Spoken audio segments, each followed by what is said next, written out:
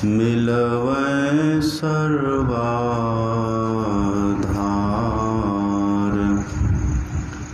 मंगलमय मंगल करना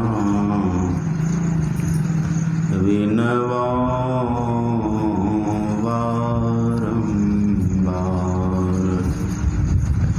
धन्य धन्य सतगुरु सुखदा महिमा कही न जाय। जो कुछ कहूँ तुम्हारी कृपा माते कछु न बसार। बोलिए प्रेम से श्री सद्गुरु महाराज की जय। श्री सद्गुरु महाराज की जय। श्री सद्गुरु महाराज की जय। अर्चनीय वंदनीय मुद मंगलमय साधु समाज, परम आदरणीय सत्संग प्रेमी महानुभावों, पूजनीय माताओं तथा भक्तिवती बहनों, अभी हम लोगों ने पाठ में अत्रि मुनि और महर्षि याज्ञवल्क्य का संवाद सुना है। अत्रि मुनि जो अनसुईया के पतिदेव हैं, अत्रि मुनि ने याज्ञवल्क्य जी से प्रश्न किया है। अथ हैनमत्रिः पप्रच्छ याज्ञवल्क्यः य एषो नन्तो व्यक्त आत्मा तम कथमहं विजन्याम इति। हे याज्ञवल्क्य जी, आप कृपा करके हमें बतलाइए, आत्मा को हम कैसे जानेंगे। आत्मा मतलब हम जो खुद हैं, हम जो स्वयं हैं, हम जो खुद हैं, हम अपने को आत्मा को कैसे जानेंगे। हाँ, ये तो हम जानते हैं कि यह आत्मा अनंत है, अव्यक्त है, लेकिन इसको हम जानेंगे कैसे। ये तो ग्रंथों में हमने पढ़ लिया है कि अव्यक्त है आत्मा, अनंत है आत्मा, लेकिन इसको हम प्रत्यक्ष में कैसे जानेंगे, इसको हम देखेंगे कैसे, ये कृपा करके बतलाइए। ये प्रश्न किया है महर्षि याज्ञवल्क्य से अत्रि जी महाराज ने, और ये प्रश्न हम सबका है। हम लोगों को भी ये जानना चाहिए। अभी लोग कहते हैं आप कौन हैं, कहते हैं फलाना है, नाम रख लिए, कोई नाम रख लिए तो कोई नाम रख लिया, अपना अलग अलग सब नाम रख करके रखे। आप कौन है तो कहते हैं फलाना है। कोई कहते हम स्त्री हैं और कोई कहते हम पुरुष हैं। अभी तक हम यही जाने, अपने को स्त्री कहते तो अपने को पुरुष कहते, अभी तक यही जाने।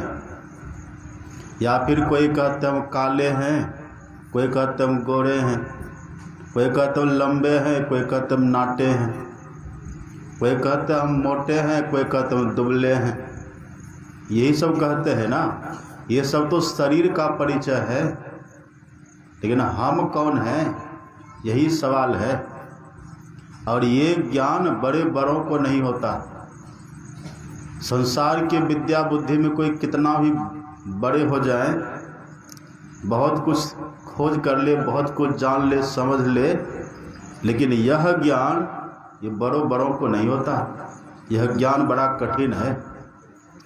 स्वामी विवेकानंद जी महाराज गए थे अमेरिका। शाम का समय था, एक बगीचा में, एक उद्यान में वो चहलकदमी कर रहे थे, टहल रहे थे, और अमेरिका के कुछ पढ़े लिखे युवकगण, कई युवक वहाँ घूमते घामते आते हैं। दूर से जैसे देखा स्वामी विवेकानंद जी महाराज को, उनका दिव्य स्वरूप विवेकानंद जी महाराज का, युवावस्था, दिव्य स्वरूप, और शरीर पर गैरिक वसन, अब पगड़ी बांधे हुए बड़े दिव्य लग रहे थे। स्वामी विवेकानंद जी महाराज टहल रहे थे, चहलकदमी कर रहे थे। उन युवकों ने जब देखा, मन में हुआ इनसे जानना चाहिए, पूछना चाहिए आखिर ये है कौन।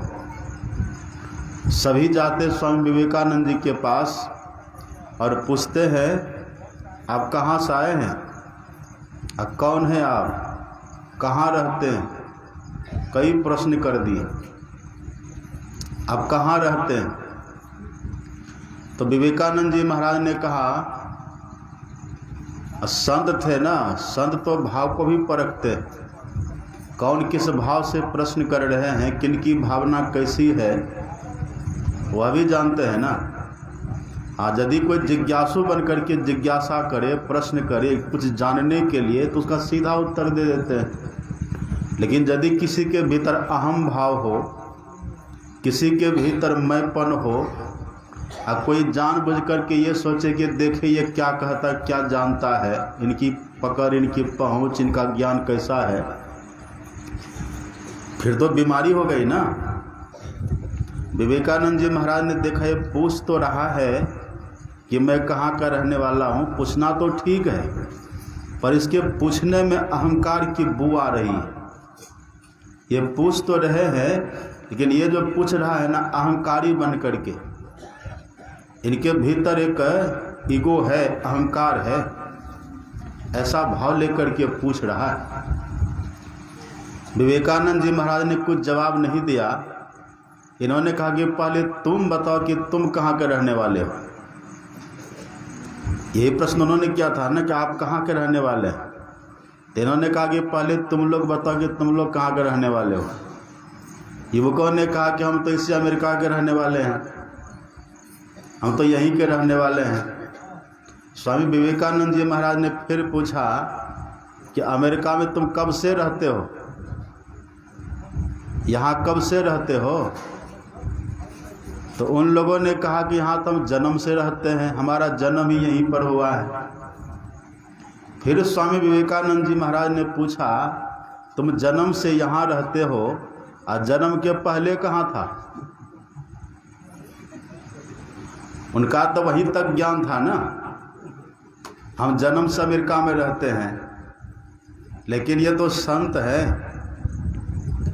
अब वो जो जवाब दे रहे हैं ना, वो शरीर की दृष्टि से जवाब दे रहे हैं, उनको आत्मा है क्या इसका पता ही नहीं है। पर स्वामी विवेकानंद जी महाराज जो जवाब दे रहे हैं, ये आत्मा की दृष्टि से जवाब दे रहे हैं। आत्मा क्या है, आत्मा कैसे हैं, ये कहाँ रहती है, इस दृष्टि से पूछ रहे हैं। अब वो समझ ही नहीं रहे। अब सुपर पावर है ना मेरे को, आप तो जानते हैं वहाँ की शिक्षा, वहाँ का ज्ञान, वहाँ का विज्ञान कितना विकसित है। अब उनसे पूछ रहे हैं कि आप कहाँ के रहने वाले, तो कहता अमेरिका के रहने वाले हैं। अमेरिका में कब से रह रहे हैं? तो जन्म से रह रहे हैं। पर यही नहीं रुके विवेकानंद जी महाराज। इन्होंने पूछा कि इसके पहले आप कहाँ रहते थे? तब क्या जवाब देगा?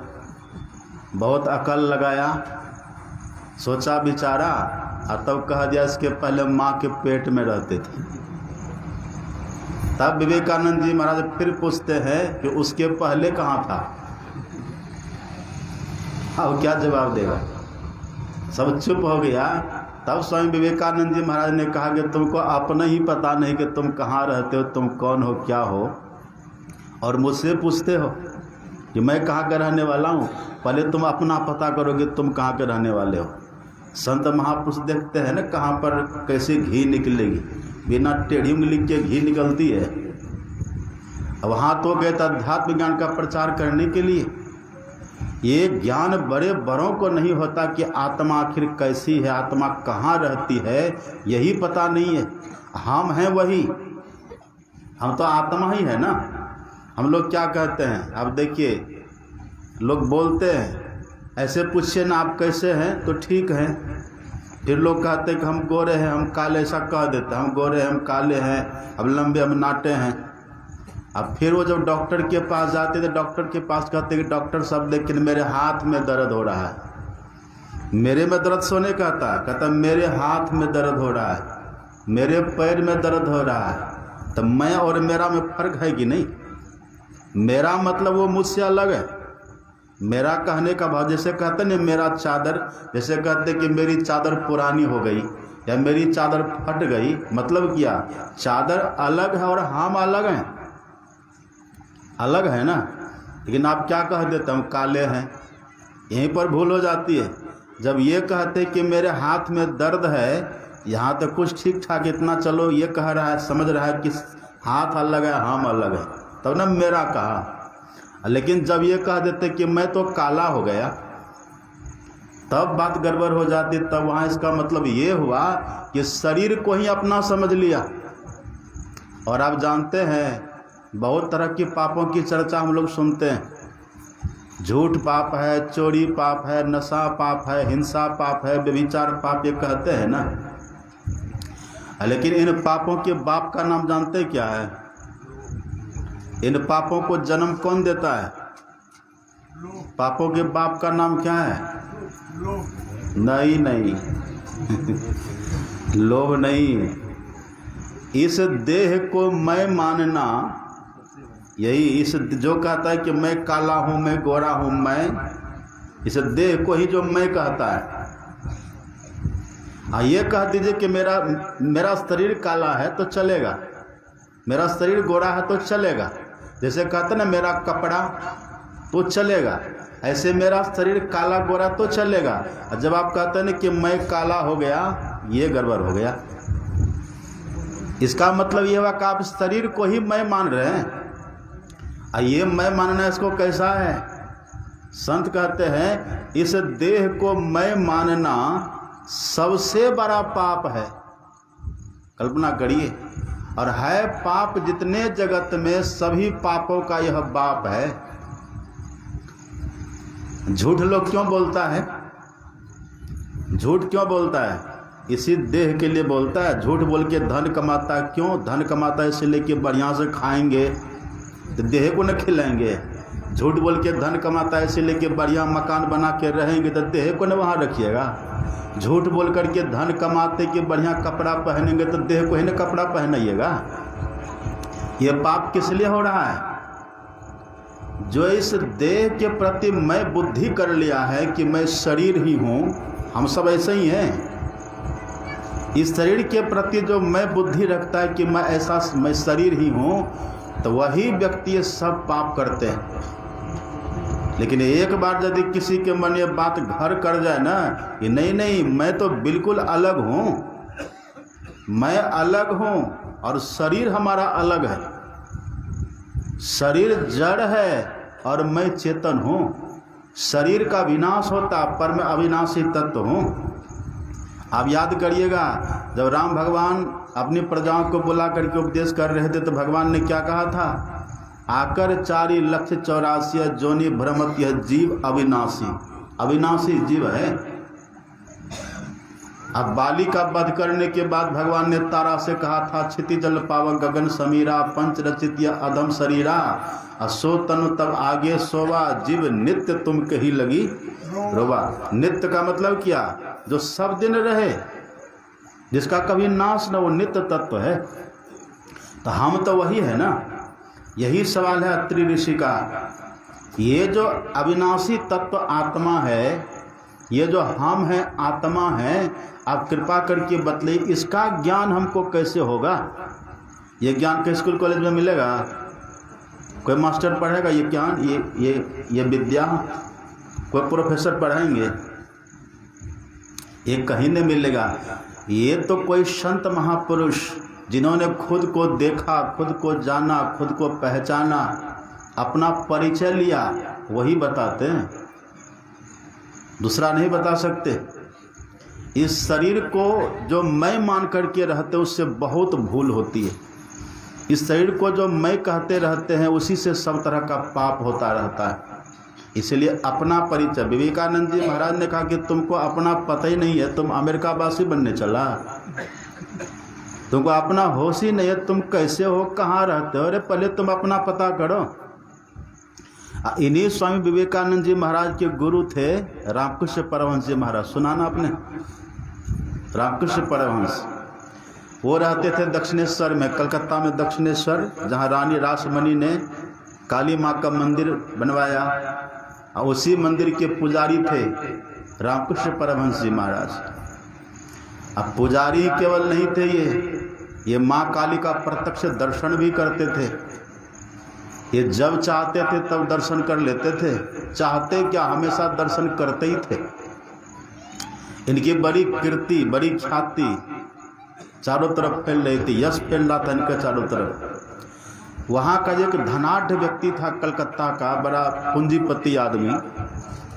उसने सुना कि ये जो ठाकुर है ना रामकृष्ण परमहंस, इनसे माँ काली बात करती है। इसको कम करिए, इससे माँ काली बात करती है। अब वो तो पूंजीपति था ना, धनी व्यक्ति था, उनके पास तो धन की कमी नहीं थी। उसके मन में होता है धन है मेरे पास, पूंजी है मेरे पास, और काली का दर्शन वो फक्कर कर रहा है। ये धन मेरे पास है, पूंजीपति मैं हूँ, और ये फक्कर जिसके न घर का ठिकाना न द्वार का ठिकाना, ये मंदिर में रह कर के पूजा पाठ वाला काम करता है। इससे काली माँ बात करती है, उनको तो हमसे न बात करना चाहिए। उसको ये पता नहीं था कि भगवान की दृष्टि में पद प्रतिष्ठा धन का वैल्यू शून्य है। आप पढ़ेंगे रामायण में, राम भगवान ने माता सबरी से कहा था न, जाति पाति कुल धर्म बड़ाई धन बल परिजन गुण चतुराई, ये 10 बात का भगवान कहते हैं कि मेरे लिए कोई वैल्यू, कोई महत्व ही नहीं है, कोई नाता रिश्ता नहीं है। अब वो पूंजीपति तो था, धनी तो था, धन के नशे में रहते हो चूर, और गरीबों की दुनिया से रहते हो दूर। उसकी दृष्टि में रामकृष्ण परमहंस कोई महान नहीं थे, उनकी दृष्टि में फक्कर थे, एक साधारण से पुजारी थे। बंदर जाने आदि का स्वाद, संत को कौन जानेगा। दादू जाने न कोई संतन की गति गोई, जो कोई कहे साधु को चिन्हा, तुलसी हाथ कान पर दिन्हा। विधि हरिहर कवि कोविद बाने, कहत साधु महिमा सकुचानी। ये बड़े बड़े साधु महापुरुषों की महिमा नहीं कह सकते, नहीं जान सकते।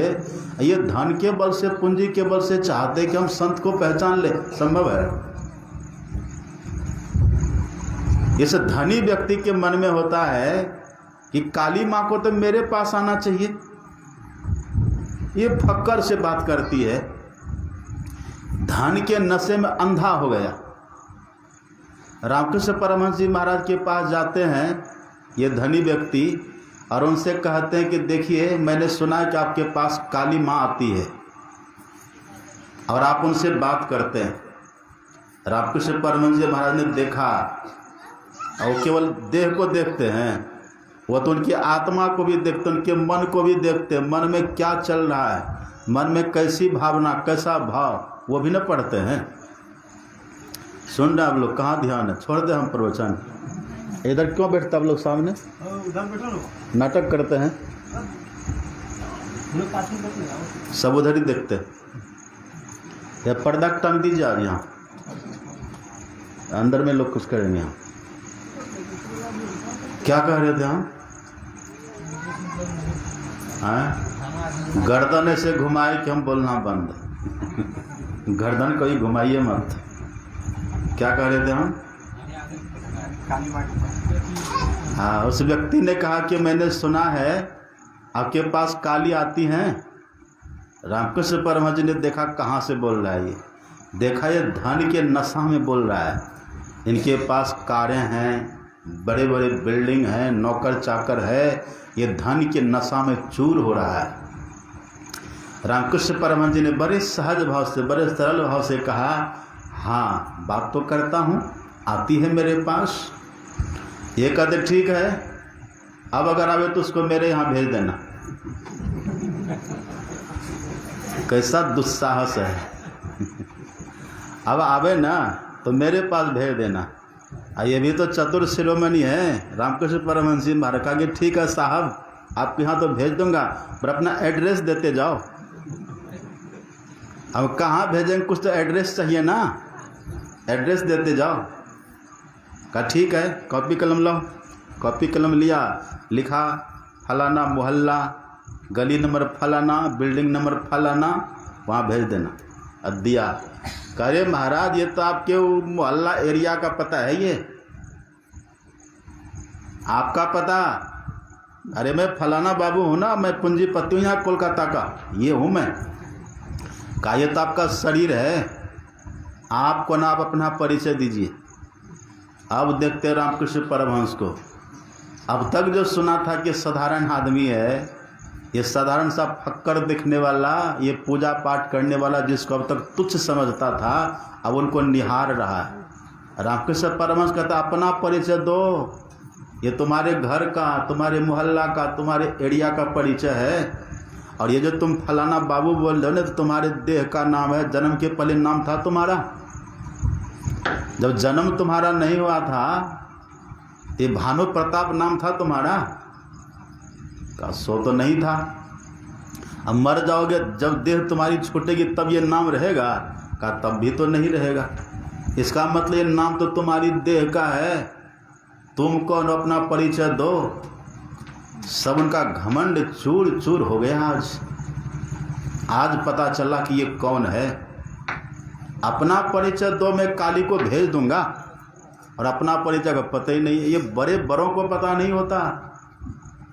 यही सवाल है, ये सबका सवाल है, ये हम सबका सवाल है।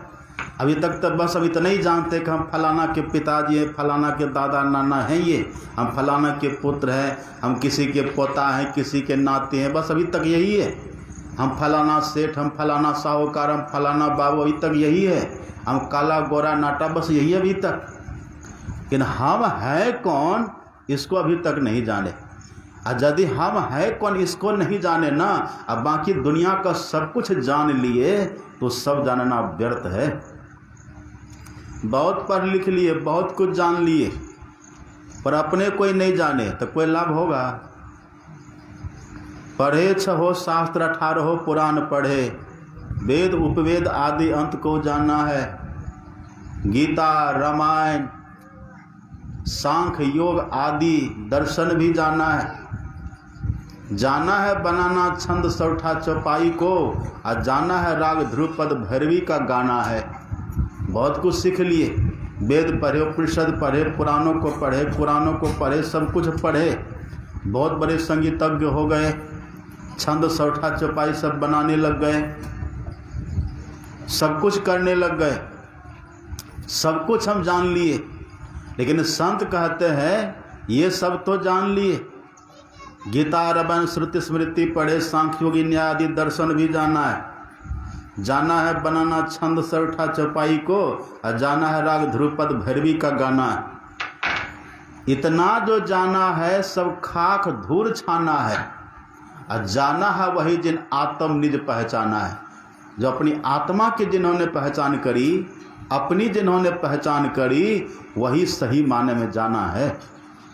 और जब तक अपनी पहचान नहीं करी, तब जब तक अपनी पहचान हमें नहीं हुई है ना, तब तक हम माया को जान रहे हैं। किसको जान रहे हैं? माया को। तब तक हम माया को जानते हैं, माया का ज्ञान तब तक हमको है। अब माया का अर्थ क्या होता है? माया का आपने सुना होगा ना, ब्रह्म सत्यम जगन मिथ्या। अब मिथ्या का मतलब क्या है? ही नहीं। माया का अर्थ होता है माँ मतलब नहीं, या मतलब जो है ही नहीं वही तो माया है। तो जो है ही नहीं जीवन भर हम उसी को जानते रहे। लेकिन जो ब्रह्म सत्यम, जो ब्रह्म है, जो सत्य है, जो सनातन है, जो सर्वदा है, जो हमेशा है, और जो सर्वत्र है, सब जगह है, और जिसका ज्ञान हमको खुद से होगा, अपने तई जिनका बोध होगा, जिनका ज्ञान होगा, वो सब दिन से है, सदा है। हमारे इस देह के जन्म के पहले भी थे, देह मर जाएगी तब भी जो रहेंगे, और अभी भी जो तत्व है वो सनातन ब्रह्म है।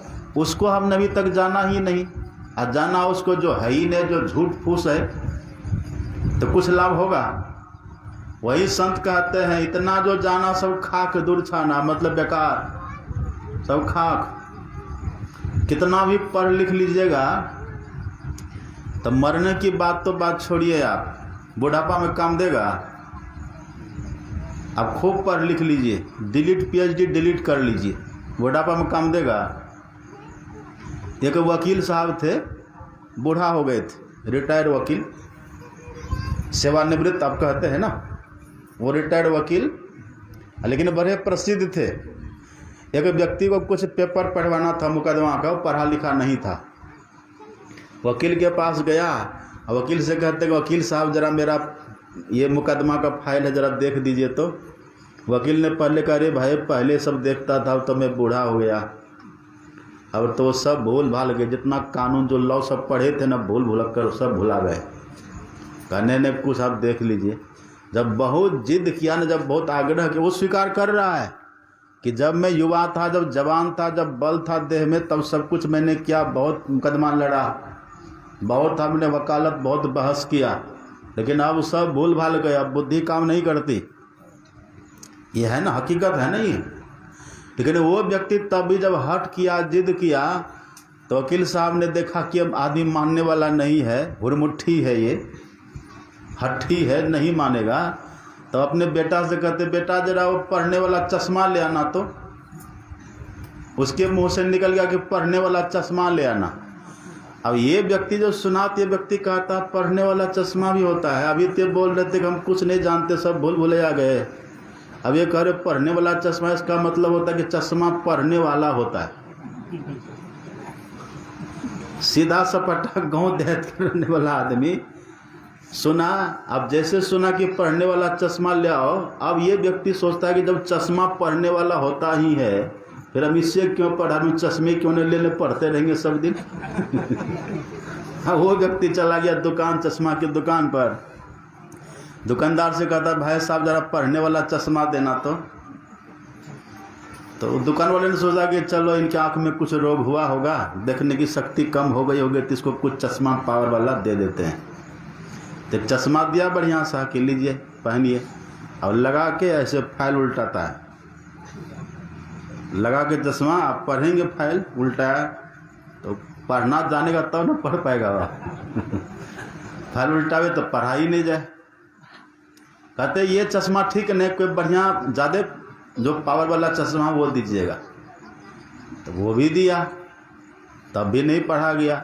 तो जो सबसे ज़्यादा पावर का चश्मा था वो उसको दिया, वो जब लगाया कहा कि ना ये भी ठीक नहीं है, कहा और दूसरा दीजिए, कहा अब दूसरा मेरे पास है ही नहीं है।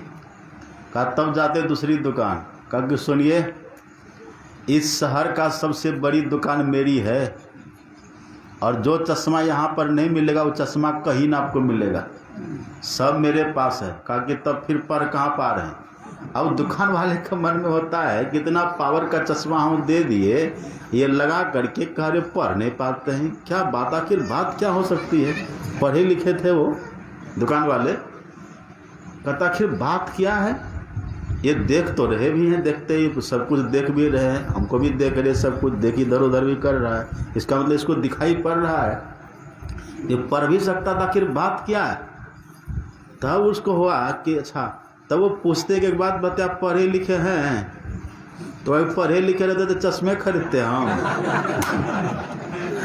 वो वकील साहब से जो सुना था ना कि पढ़ने वाला चश्मा ले आओ, वकील साहब कह रहे थे कि हम अब सब भूल भुला गए। वो स्वीकार कर रहे बेचारे, वृद्धावस्था का दोष है, ये बुढ़ापा का दोष है। जब युवा था, बल था, बुद्धि का बल था, मनोबल था, बुद्धि बल था, मस्तिष्क काम कर रहा था, तब तक हमने सब कुछ किया।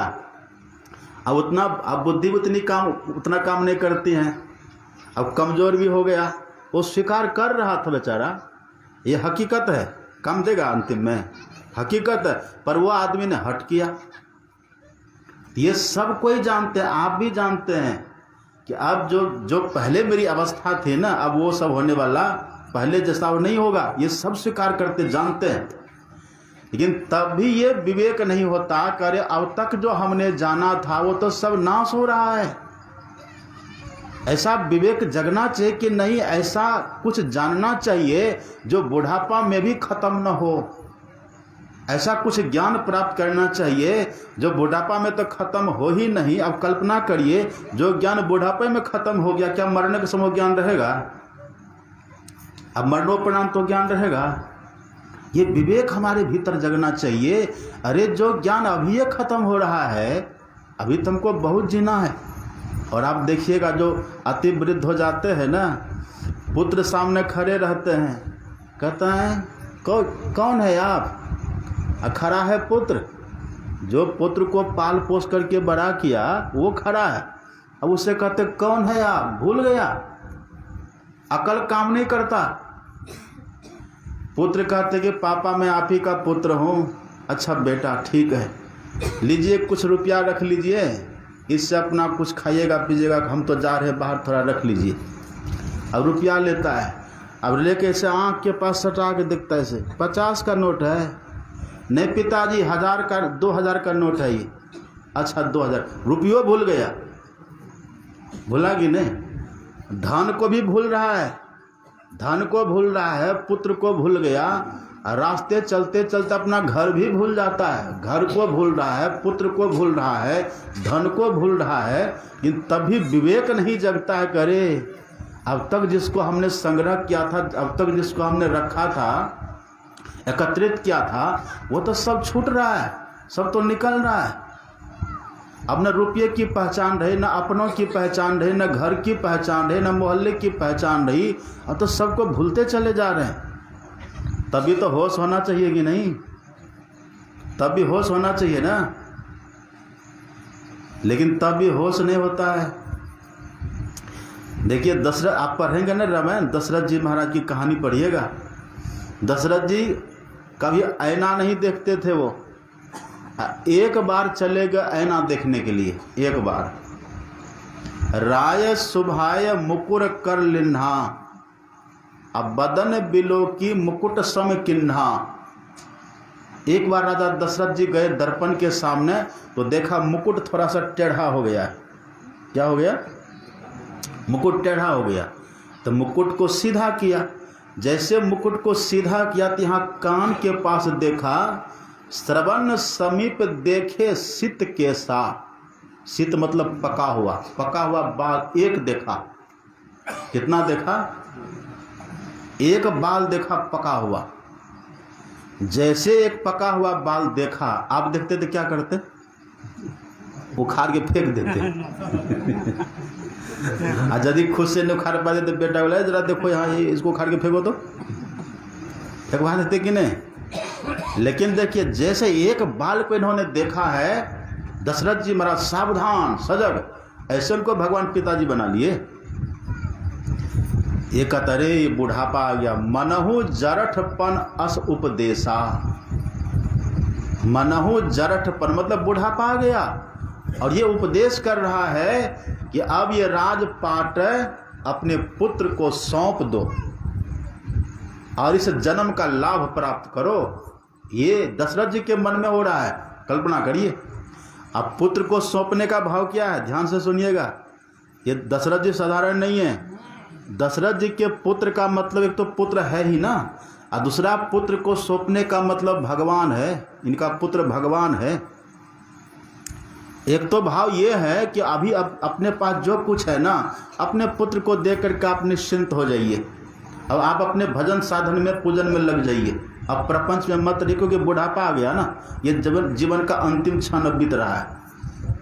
और दूसरा है कि अब आपको जिस परमात्मा ने मानव का तन दिया था, इस तन के द्वारा मेहनत करके परिश्रम करके आपने बहुत कुछ कमाया, बहुत कुछ आपने जमा किया।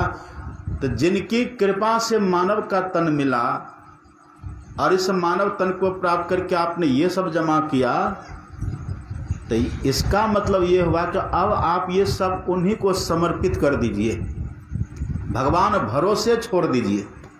किनके भरोसे छोड़ दीजिए?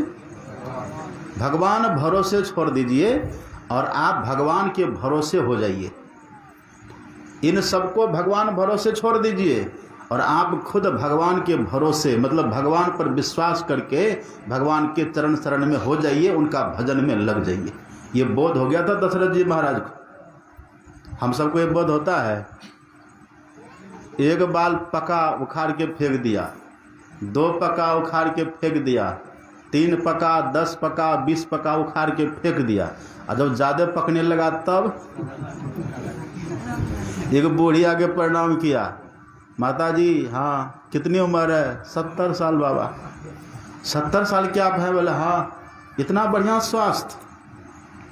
क्यों बाबा? अरे हम अभी जवान हैं, बाल पक गया जहाँ तहाँ, और इतनी 70 साल क्या बूढ़ी हैं और अभी तक काला काला बाल, इतना बढ़िया स्वास्थ्य आपका। यहाँ तो 30-35 साल में बाल पक गया। वो बूढ़ी कहती कि बाबा स्वास्थ्य अच्छा क्या रहेगा, तरह तरह का रोग है, ये तो बाल में क्या बोलते मेहंदी लगा लिए।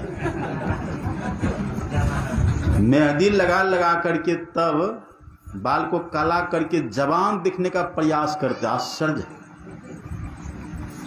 लोग हमको जवान कहे तो क्या आपको मिलेगा? कुछ मिलेगा?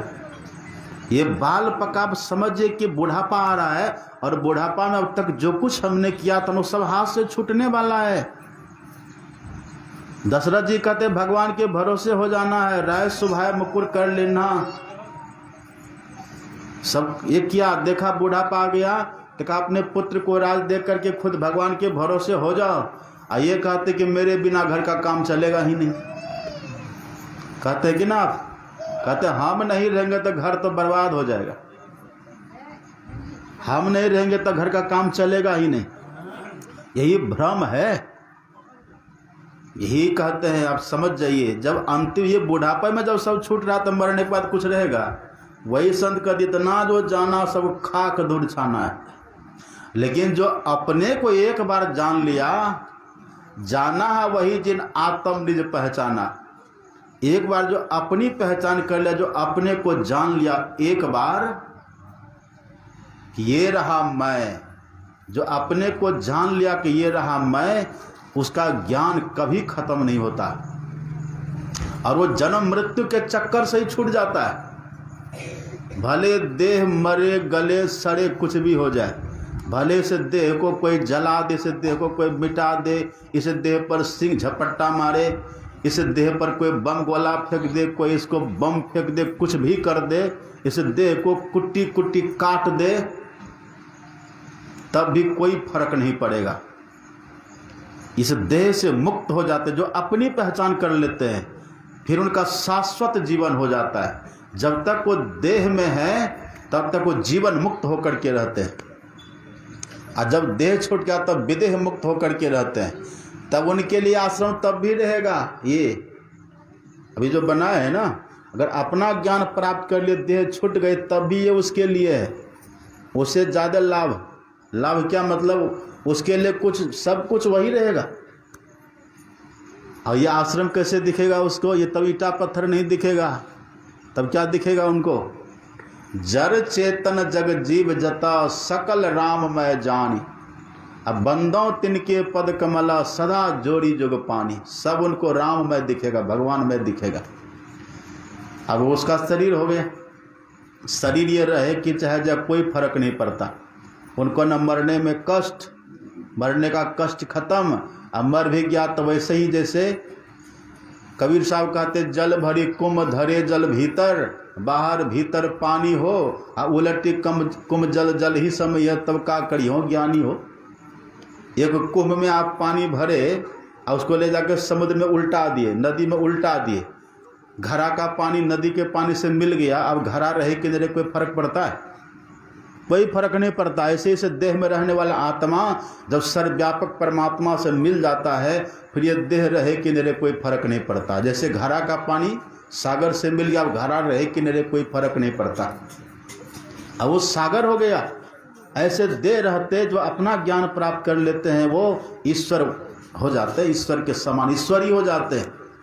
दर्शना दर्शने हिता स्वयं केवल रूपतः यंग आस्ते कपि शार्दुल ब्रह्म सब ब्रह्म स्वयं। भगवान श्री राम ने हनुमान जी से कहा था, हे हनुमान, जो दृश्य और अदृश्य से परे उस तत्व को जान लेते हैं, ब्रह्म तत्व को जान लेते हैं, देख लेते हैं, वो केवल ब्रह्म ज्ञान ही नहीं ब्रह्म ही हो जाते।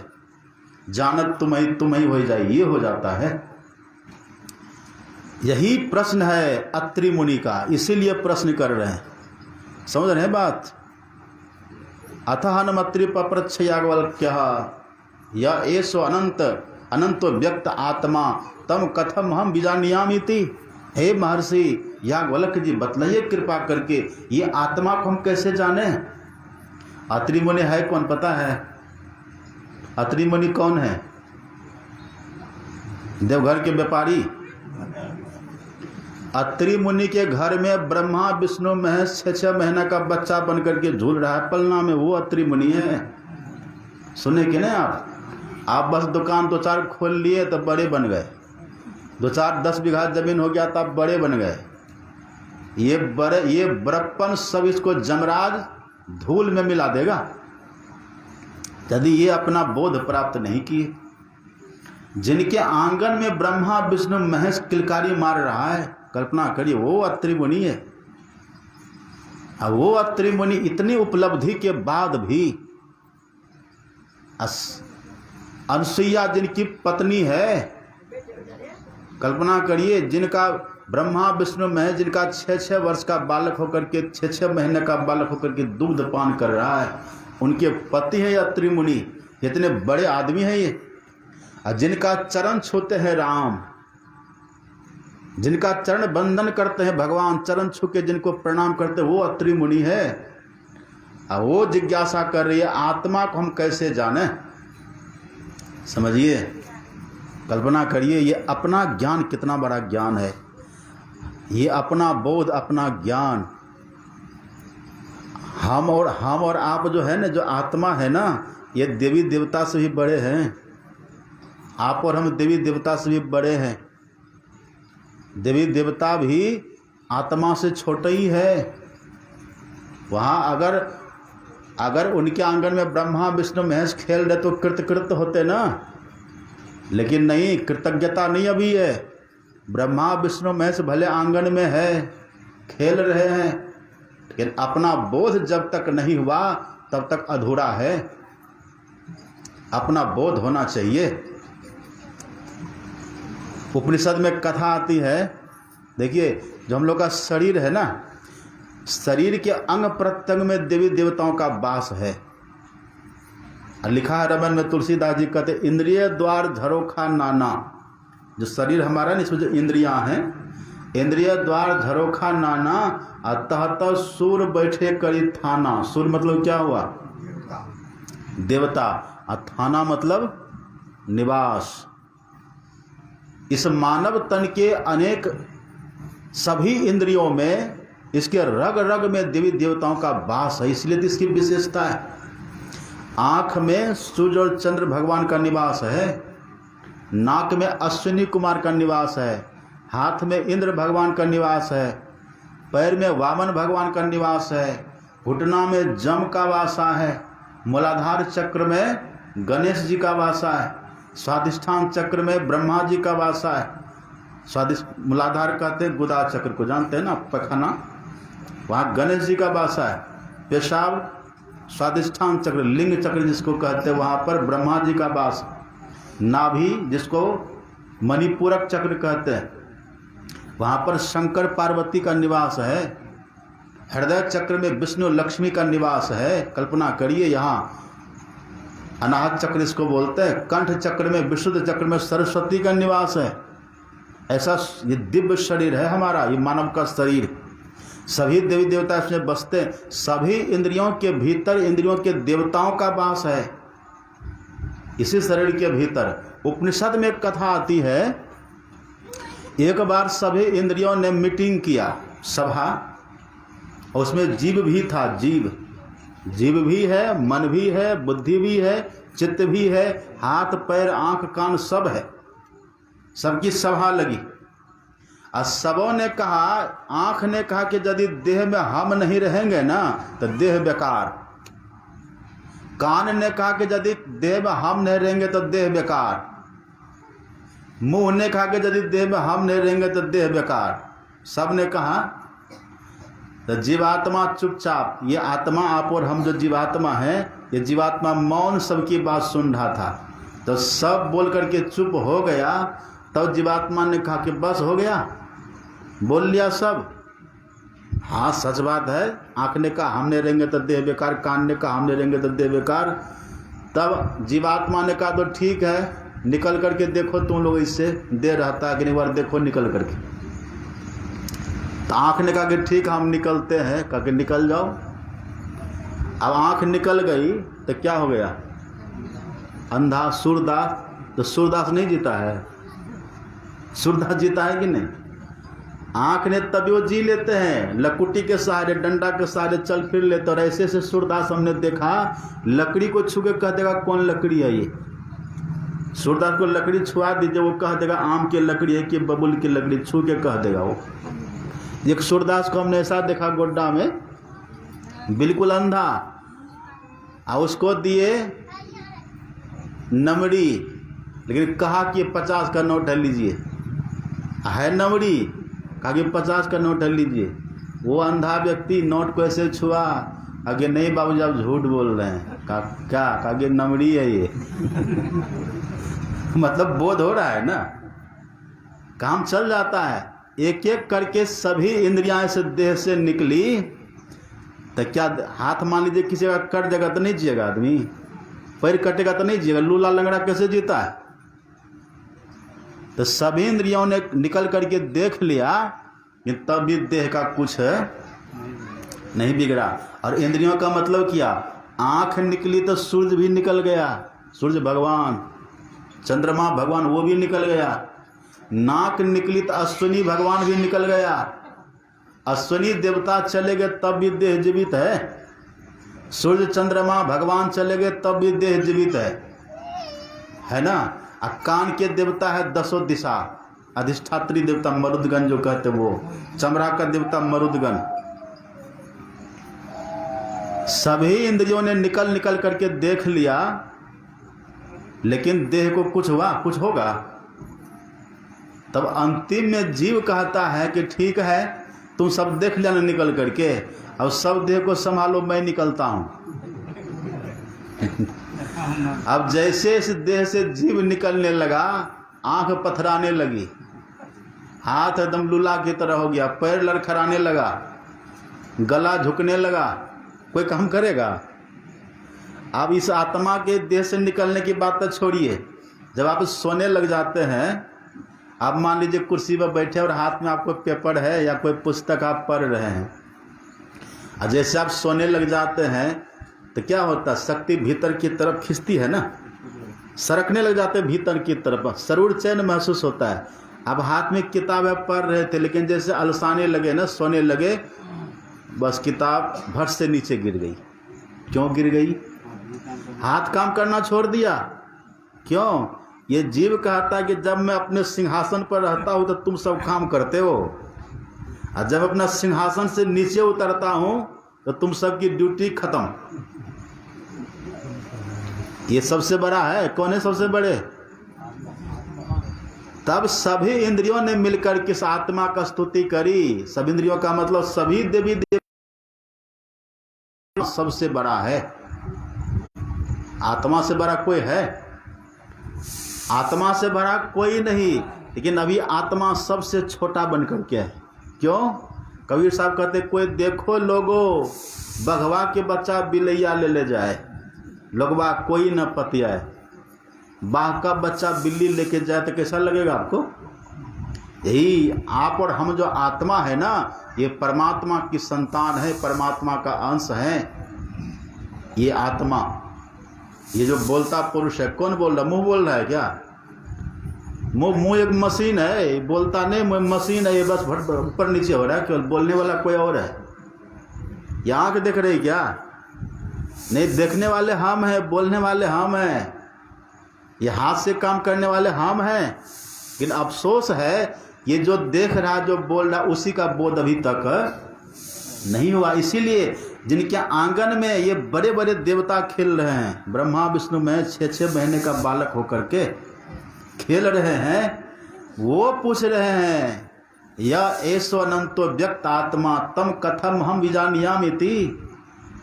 इसको हम कैसे जाने? क्योंकि अभी इसको जानना व्यर्थ हो रहा है। आंगन में ब्रह्मा जी हैं, आंगन में विष्णु भगवान है, आंगन में शंकर भगवान है, और तब भी माथा में दर्द हो रहा है, तब भी माथा में टेंशन हो रहा होता है कि नहीं? अरे आपकी तो बात छोड़िए, भगवान शंकर की पत्नी कौन थी?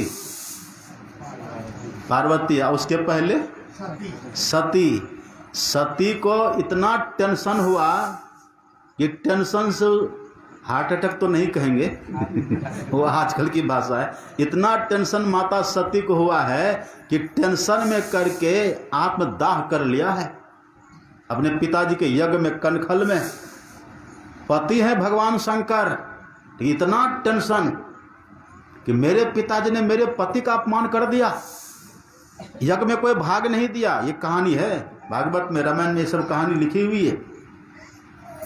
उसी टेंशन से, उसी दुख से दुखी होकर के ये माता सती योगाग्नि प्रकट करके जल के भस्म हो जाती है। फिर वही अगले जन्म में पार्वती हुई है।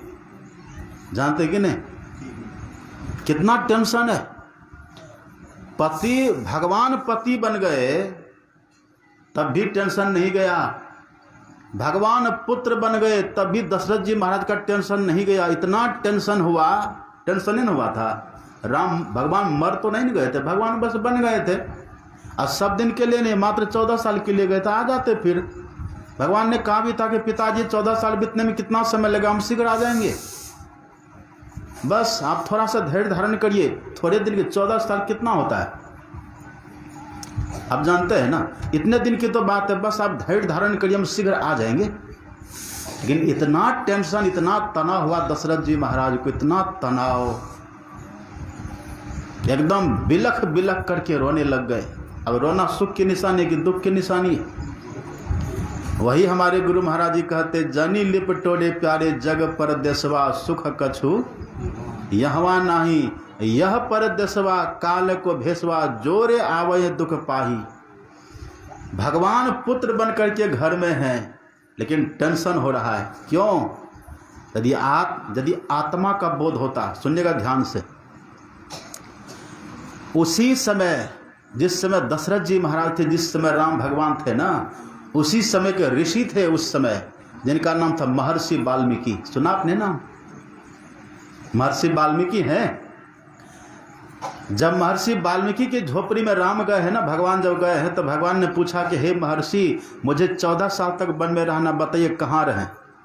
तो महर्षि वाल्मीकि ने क्या कहा था? देखिए, महर्षि वाल्मीकि के सामने भी राम भगवान खड़े हैं, लेकिन उनको टेंशन नहीं है। महर्षि वाल्मीकि कहता, अच्छा हमसे पूछ रहे कहाँ रहे हैं? बोले हाँ, पहले आप ये बताइए कि आप कहाँ नहीं हैं। आप, ये काउंटर प्रश्न है, बताइए आप कहाँ नहीं है? मतलब क्या? इनको आत्मा का बोध ही, अनंत आत्मा का बोध, कोई टेंशन नहीं है। आप बताइए कहाँ नहीं है? पूछे मोही के रहूं, कहाँ मैं पूछत सकु चाहूं, जाना हो तत्ते देहू कही, तुम्हें दिखाऊं ठाऊं। आप कहाँ ने पलव स्थान मुझे बदले, मैं आपको रहने का स्थान बतला दूंगा। राम भगवान का, अरे ये तो बड़ा माहिर है। महर्षि वाल्मीकि ने कहा कि मेरे गुरुदेव है नारद जी, मैंने नारद जी से दीक्षा लेकर के साधना करी है, उल्टा नाम जपत जग जाना, अब वाल्मीकि भय ब्रह्म समाना, जान आदि कवि नाम प्रतापो, भय शुद्ध करी उल्टा जापो। है ना, ये भजन करके, साधना करके अपना बोध प्राप्त किया है। और अपना बोध प्राप्त करने के कारण, हे राम, मैं आपको भी जान रहा हूं कि आप कौन हैं। आप केवल दशरथ पुत्र नहीं हैं, आप सर्वव्यापक ब्रह्म भी हैं। ये पहचान है, कोई टेंशन है? अपना ज्ञान प्राप्त कर लिया, कोई टेंशन नहीं। आज जिनका पुत्र भगवान बन करके आए हैं, उस पिताजी को टेंशन हो रहा है। क्यों? अपना बोध प्राप्त नहीं किया। जिसका पति भगवान बन गए हैं, उनको टेंशन हो रहा है। क्यों? अपना बोध प्राप्त नहीं हुआ है, वो सती महारानी। इसलिए महर्षि अत्रि कहते कि मेरे आंगन में खेल लिया ब्रह्मा विष्णु महेश, तो क्या हो गया? मानो महर्षि याज्ञवल्क्य ने कहा हो कि हे अत्रि जी, आप क्यों ऐसा प्रश्न कर रहे हैं? जब आपके घरे में ब्रह्मा विष्णु महेश खेल रहे हैं, तब ये प्रश्न क्यों कर रहे हैं? तब मानो महर्षि अत्रि ने कहा कि महाराज, ये खेलने से क्या होगा? जब तक अपना बोध नहीं, तब तक टेंशन दूर नहीं, तब तक ये दुख दूर नहीं। ये आत्मा सबसे बड़ा है। कौन है? अपना बोध जब तक नहीं होगा, तब तक इंद्र के पद पर चले जाइए, ब्रह्मा के पद पर चले जाइए, या फिर ब्रह्मा विष्णु महेश आप खुद ही बन जाइए, तब भी कुछ नहीं होने वाला है। जो अपना ज्ञान प्राप्त किए बिना ब्रह्मा विष्णु महेश बन भी जाएंगे ना, अपना ज्ञान प्राप्त नहीं है, ब्रह्मा विष्णु महेश बन गए, तो कबीर साहब ने कह दिया, कबीर साहब कहते हैं ब्रह्मा विष्णु महेश्वर कहिए इन सिर काई लागी, इन्हीं भरे सो मत को रहियो इन्हों मुक्ति न पाई। अपना ज्ञान प्राप्त करना बहुत बड़ी बात है, अपना बोध। इसलिए महर्षि अत्रि कहते हैं कि भले मेरे आंगन में ब्रह्मा विष्णु महेश 6-6 महीने का बालक होकर के खेल रहे हैं, लेकिन उससे मुझे संतोष नहीं है। मुझे बतलाइए ये आत्मा का बोध कैसे होगा, ये आत्मदेव का बोध कैसे होगा, ये कृपा करके बतलाइए। सुन रहे बात, सुनिएगा। तब उसने कहा सहोवाच याज्ञवल्क्यः, सहोवाच याज्ञवल्क्यः सोई मुक्तः उपास्यो। देखिए समर्थन दिया महर्षि याज्ञवल्क्य ने। महर्षि याज्ञवल्क्य कहते कि हे अत्रि, आपका प्रश्न बहुत उचित है, क्योंकि उपासना के योग्य ये आत्मा है। उपासना का मतलब क्या हुआ? उपासना किसको कहते हैं? हाँ, उपासना का अर्थ होता है नजदीकता प्राप्त करनी, नजदीकता। समझिए, दुनिया में कहीं भी चले जाइए आत्मा की नजदीकता प्राप्त नहीं होगी। चाहे आप ब्रह्मलोक चले जाइए, लेकिन आत्मा की नजदीकता ब्रह्मा विष्णु महेश के नजदीक तो है ही है अत्रि। लेकिन तब भी ये महर्षि याज्ञवल्क्य कह रहे हैं कि नहीं नहीं, ये ब्रह्मा विष्णु महेश के नजदीक रहने से कुछ नहीं होगा, अपने नजदीक आओ। दुनिया के समीप वो जाता है जो परिधि की तरफ दौड़ता है। परिधि, परिधि तो दूर में होता है ना, वो दुनिया की तरफ भागता है, और जो अपने तरफ आता है वो केंद्र की तरफ जाता है। हम अपने में है ना, सिमटाव, जो अपने आप का सिमटाव करता है वो अपनी तरफ बढ़ता है। जो अपनी चैतन्य वृत्ति का सिमटाव करता है वो अपनी तरफ आता है, अपना दर्शन करने के लिए आता है। लेकिन जो बाहर बाहर जाता है ना, जो बाहर बाहर दौड़ते रहते मानो परिधि की तरफ जा रहा है, तो अपना बोध कभी होगा? नहीं होगा। इसीलिए महर्षि याज्ञवल्क्य कहते हैं कि अपने पास, अपनी तरफ, केंद्र की तरफ लौटो। ये जो भी कुछ है ना, जो भी कुछ लोक लोकांतर है, ये दुनियादारी जो भी कुछ है, अमेरिका, इंग्लैंड, रूस, जर्मन, फ्रांस, इंद्रलोक, ब्रह्मलोक, शिवलोक, वैकुंठ, गौलोक, जितना ये सब कुछ है ना, ये सब परिधि है। उधर क्या है? ये परिधि है। उधर मत भागिए, उधर मत दौड़िए। किधर दौड़िए? महर्षि याज्ञवल्क्य कहते अपनी तरफ आइए, अपनी तरफ, अपनी मतलब केंद्र की तरफ बढ़िए। आप बाहर भागे चले जा रहे हैं। सुन रहे बात? लोग बहुत पुण्य करते कि हम पुण्य करेंगे, दान पुण्य करेंगे, तीर्थों में जाएंगे, धामों में जाएंगे, मरेंगे तो हम स्वर्ग जाएंगे या फिर वैकुंठ जाएंगे। लोग कहते हैं ना, तो क्या वहाँ वैकुंठ जाइएगा तो क्या हो जाएगा? वैकुंठ में ही था जय विजय, जो राक्षस बन गया। राक्षस बड़ा होता है कि मनुष्य बड़ा होता है? मनुष्य। अब मनुष्य में जब विकृति आती है तब राक्षस बन जाता है। जब मनुष्य में 3 दोष घर कर जाता है, 4 दोष, अगर मनुष्य में 4 दोष घर कर जाए वो राक्षस बन जाता है। कौन सब? ये राम भगवान ने कहा है, पढ़ेंगे रामायण। राम भगवान कहते पर द्रोही, पर दार रत, पर धन, पर अपवाद। कितना हुआ? पर द्रोही, पर दार रत, पर धन, पर अपवाद। कितना हुआ? 4। अगर ऐसा कोई है तो भगवान कहते ते नर, वो जो नर है, मनुष्य है, ते नर पामर पापमय देह धरे मनुजाद।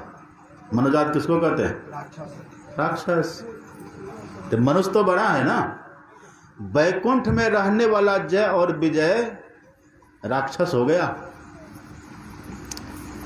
ये अच्छा हुआ? वैकुंठ में रहने वाला जय और विजय राक्षस हो गया, और इसी धरती पर रहने वाली माता सबरी कहाँ चली गई? तजी जोग पावक दे हरिपद लीन भई जहाँ नहीं फिरे, वहाँ पर पहुँच गई। इसी धरती पर रहने वाले कबीर साहब कहाँ गए? तब हम ऐसे, अब हम ऐसे, यही जन्म कर रहा, और जो जल में जल पैस न निकसे यूँ ढूढ़ी मिला जुला। ईश्वर से मिल गए। गुरु नानक साहब कहाँ चले गए? जल तरंग जो जल ही समाया, त्यू ज्योति संग ज्योति मिलाया, कहो नानक भ्रम कटे किवारा, बहुरी न होइए जौला जीव। ईश्वर से मिल गए। तो यहीं रह करके जो अपनी तरफ गए वो ईश्वर से मिले, और जो लोक लोकांतर के स्वर्ग वैकुंठ के चक्कर में रहे वो वैकुंठ जा करके भी राक्षस बन गए। इसलिए महर्षि याज्ञवल्क्य कहते हैं, हे अत्रि सोवी मुक्ता उपास्यो, ये जो आत्मा है ना यही उपासना, मतलब इसी को देखो, इसका ज्ञान प्राप्त करो, इसका ज्ञान प्राप्त करो। अपना जब बोध प्राप्त हो जाएगा जिस दिन, उसी दिन ईश्वर का बोध प्राप्त हो जाएगा। ये भाव है। इबादत है किसी नासाद को फिर साध कर देना, इबादत है किसी बर्बाद को आबाद कर देना। यही सीखा है सागर हमने मुर्शद का कदम छूकर, अगर हो खुदा से मिलना तो पता खुद का लगा लेना। जो कोई रूह आपनी देखा, सो साहब को पेखा, चाम चश्म सो नजरी ना आवे, खोजो रूह के नैना, चून चगुन बजुद न मानो, तय सुबह नमूना आयना। अपना बोध, अपना ज्ञान। हमारे गुरु महाराज जी कहते हैं, नैन सो नैन ही देखिए जैसे, त्वचा ही त्वचा सुख पाइए जैसे। आप आंख को कैसे देखिएगा? आंख से न देखेंगे। चमड़ा का सुख कैसे लीजिएगा? चमड़ा से ही लीजिएगा। जैसे आंख को आंख से देखते आईने के सहारे माध्यम से, ऐसे ही अपने को अपने से देखेंगे, साधन रूपी आईना के माध्यम से। यही बात है। नैन सो नैन ही देखिए जैसे, त्वचा ही त्वचा सुख पाइए जैसे, आत्म परमात्म मिलन सुख तैसे, आत्म परमात्मा ही पेखे तैसे। जैसे आँख को आँख से ही देखते आईने के माध्यम से, इसी तरह से आत्मा को आत्मा से देखेंगे, साधन ध्यान के माध्यम से। दूसरा कोई उपाय है? नहीं है। इसलिए महर्षि याज्ञवल्क्य कहते हैं, अपना बोध प्राप्त करिए, अपने तरफ चलिए। अब सुनिएगा, एक शब्द का प्रयोग करते महर्षि याज्ञवल्क्य, अविमुक्त आत्मा। अविमुक्त आत्मा, अविमुक्त का अर्थ क्या होता है? एक होता है विमुक्त। विमुक्त का अर्थ क्या होता है? स्वतंत्र, छूटा हुआ, वो विमुक्त है। मुक्त विमुक्त एक ही बात है, छूटा हुआ। जो छूटा हुआ, जो स्वतंत्र, वो हो गया विमुक्त। उसमें लगा दीजिएगा अ, तब क्या होगा? अविमुक्त। उसका अर्थ क्या होगा? बंधन। जब तक अ नहीं लगा था तब तक क्या था? छूटा हुआ, स्वतंत्र। और उसमें लगा दिया अ, अब हो गया अविमुक्त, तब क्या हो गया? बंधन। अब वो बंधन में पड़ गया। देखिए, बहुत पत्ते की बात ये कहते महर्षि याज्ञवल्क्य। महर्षि याज्ञवल्क्य कहते, सोवी मुक्ता उपास्यो, ये अविमुक्त आत्मा, मतलब जो आत्मा अभी बंधन में है। अभी आप कैसे बंधन में है कि नहीं? अभी सब बंधन में है। समझ रहे हैं बात? पहला बंधन परादेह का, देह के बंधन में है, बंधन में पड़े हुए। अब बंधन में पड़ के कहाँ रहते हैं? कहाँ पर बासा है? देखिए, महर्षि याज्ञवल्क्य कहते हैं, सोवी मुक्ता कस्मिन् प्रतिष्ठित इति। ये जो अविमुक्त आत्मा है, ये कहाँ प्रतिष्ठित है, कहाँ रहता है? ये आत्मा बंधन में पड़ करके कहाँ रहता है? सुनिएगा ध्यान से। आप और हम जो है ना भी बंधन में है कि नहीं? आप और हम बंधन में भी हैं। नहीं समझ रहे बात? अच्छा, एक बात बताइए, आप अपने घर में रहते हैं ना? अगर आप अपने घर में रहें और घर का किवाड़ खुला हुआ रहे और घर में लगे आग, तो आप निकलते हैं कि नहीं? क्यों निकल गए? क्योंकि घर का किवाड़ खुला था, आप स्वतंत्र थे, निकल गए। और यदि घर का किवाड़ कोई बंद कर दे, तब आग लगा दे, तब इसका मतलब कि आप बंधन में नहीं निकल पाइएगा, मर जाइएगा उसके अंदर, है ना? इसी तरह से शरीर एक घर है। क्या है? शरीर एक घर है। घर तो 3.5 हाथ घना तो 4.25, कहाँ मढ़ावे बेढ़िया लंबी भीत उसार। घर तो 3.5 हाथ। आप कितने हाथ के अपने शरीर से? आपका शरीर कितने हाथ का है? 3.5 हाथ। सब अपने हाथ से 3.5 हाथ के होते हैं। यही 3.5 हाथ का शरीर अपना घर है ना, अपना घर है। शरीर को काया भी कहते, काया है ना। हमारे गुरु महाराज जी कहते हैं जैसे इस बाहर के घर में अभी रहते हैं ना, शरीर रहता है ना, इसी तरह से शरीर रूपी घर में जीवात्मा अर्थात हम रहते हैं। काया दुर्ग दुखद बंदी खाना, इसमें रहते हैं। इसमें हो क्या गया? इसमें आग लग गई है। काया दुर्ग दुखद बंदी खाना, जले अग्नि या में दुख। किसमें? दुख की अग्नि जलती रहती है हमेशा, है कि नहीं? कोई माथा दर्द है ना, कभी पेट दर्द, कभी घुटना में दर्द, कभी कमर में दर्द, कभी सर्दी, कभी बुखार, कभी टीबी, कभी कैंसर, कभी अल्सर, ये सब होता रहता है कि नहीं? तंधर सुखिया कोई न देखा, जो देखा सो दुखिया हो।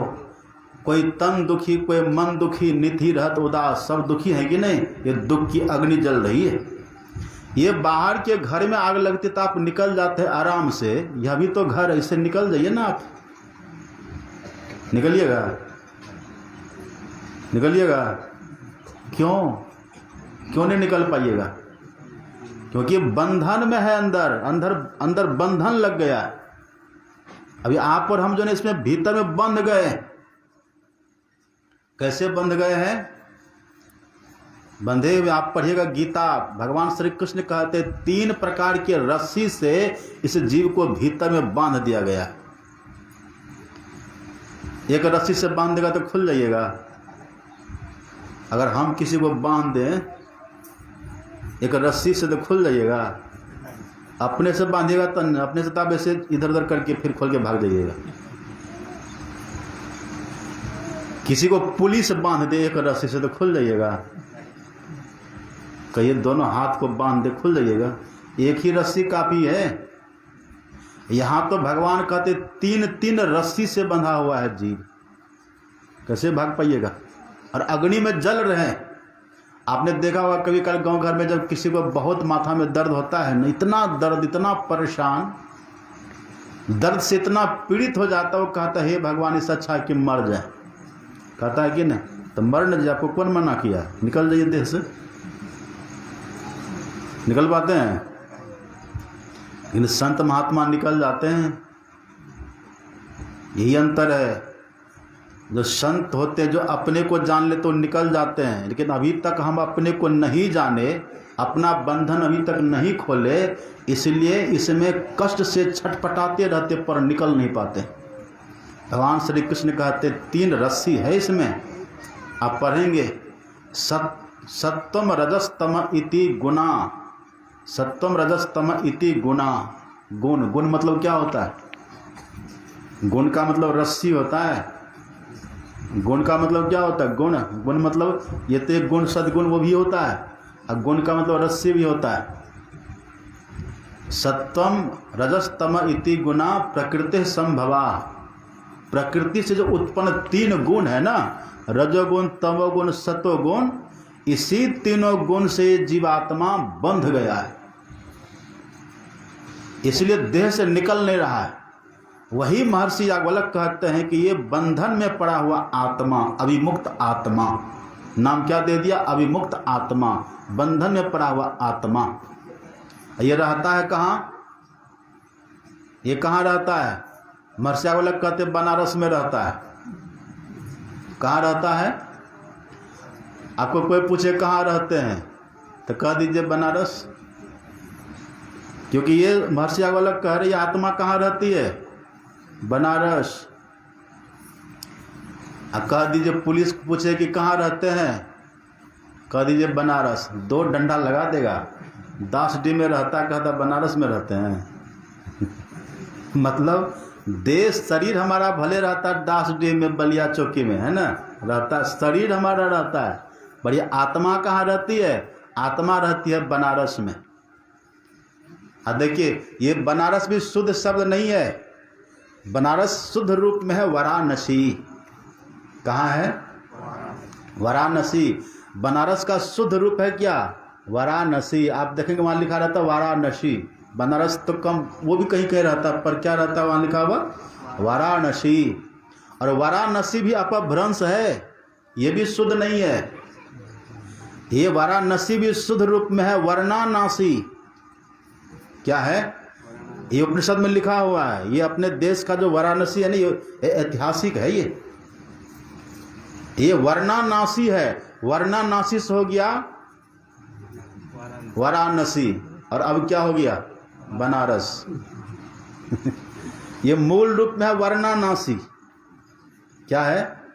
अगर मेरा बस चले तो हम कहते भी जाके योगी आदित्यनाथ से, इसका जो नाम है ना आप वाराणसी कर दीजिए, क्योंकि उपनिषद में लिखा हुआ है। लेकिन मेरी बात को मानेंगे? कहाँ से लल्लू पच्चू आ गया? लेकिन मूल बात यही है। उपनिषद के ऋषि ये महर्षि याज्ञवल्क्य कहते हैं, ये उसी का प्रतीक है। ये उसी का प्रतीकात्मक है वो वाराणसी। इसका मूल नाम है, क्या नाम है? वर्णानासी। ये मूल नाम है और उसी का प्रतीक है वो वाराणसी, जिसको अभी बोलते हैं। तो अब महर्षि अत्रि ने पूछा कि ये वाराणसी क्यों कहते हैं आप?